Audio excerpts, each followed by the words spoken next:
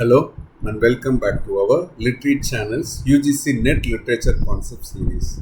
I'm Kannan Prasad and today we are exploring another essential concept in poetic devices and forms that has appeared in previous UGC NET exams.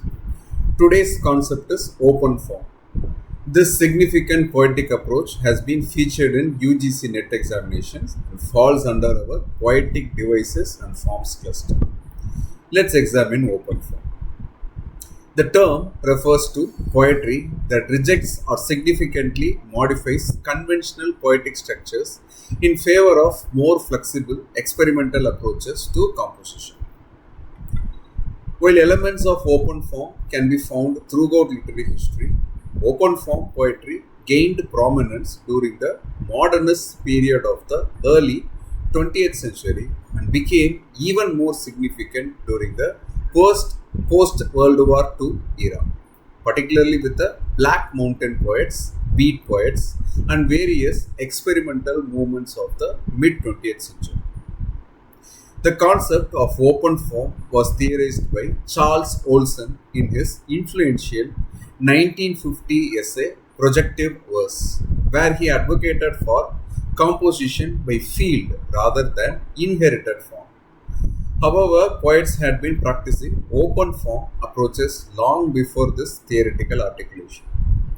Emily Dickinson in the 19th century employed highly unconventional forms that broke from traditional metrics, while Walt Whitman's expansive free verse in Leaves of Grass represented another early manifestation of open form principles. Simply put, open form poetry is characterized by its rejection of predetermined structural patterns, allowing the content to determine the form rather than forcing content into established conventions of meter, rhyme, or stanza. Open form also is known by the phrase free verse. We have already made a video on free verse. You can watch the same. Now, the key features of open form poetry include absence of consistent metrical patterns or regular rhyme schemes, variable line lengths determined by breadth, thought units, or visual considerations, stanza divisions, if there are any, based on thought progression rather than countered lines, use of white space as a meaningful compositional element, attention to the poem as a visual object on the page, emphasis on process rather than predetermined structure. It often employs unconventional syntax, punctuation, and typographical elements. For UGC NET, remember that open form is broader than free verse. While free verse specifically refers to the absence of meter and rhyme, open form encompasses a wider range of experimental approaches to poetic structure, including visual arrangement, fragmentation, and collage techniques. Let's explore how open form has been employed by poets across different periods.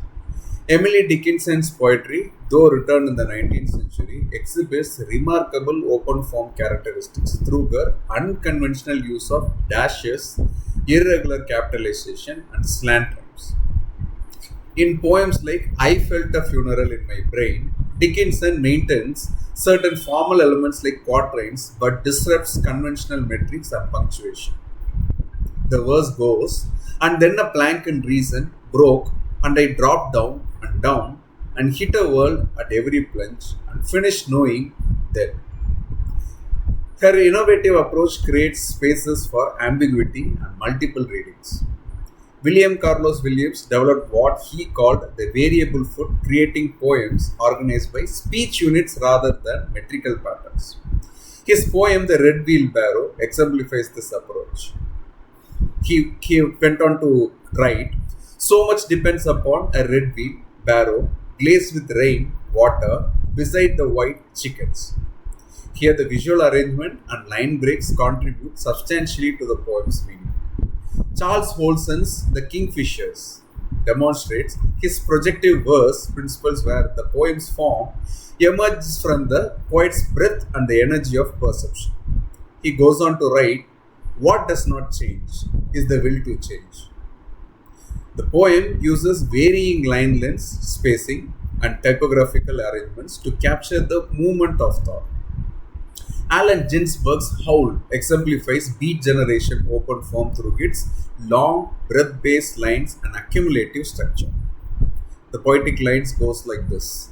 I saw the best minds of my generation destroyed by madness, starving, hysterical naked, dragging themselves through the Negro streets at dawn looking for an angry fix.